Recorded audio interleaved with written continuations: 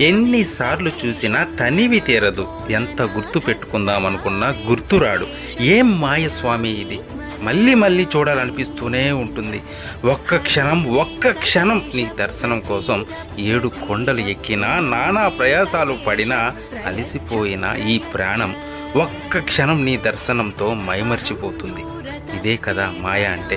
నీ దివ్య మంగళ స్వరూపం వెనుక రహస్యం ఏంటి స్వామి అని ప్రతి భక్తుడి మనసులోనూ అనిపిస్తుంది. ఆ రహస్యం ఏంటంటే, అక్కడ నిలుచున్న 9.5 అడుగుల స్వరూపం కేవలం విగ్రహం కాదు. విగ్రహ రూపంలో మనల్ని భ్రమింపజేస్తూ, అన్నీ చూస్తూ, చిరునవ్వు చిందుస్తూ అక్కడ నిలబడి ఉన్నాడు. వచ్చే ప్రతి ఒక్కరిని గమనిస్తూనే ఉన్నాడు.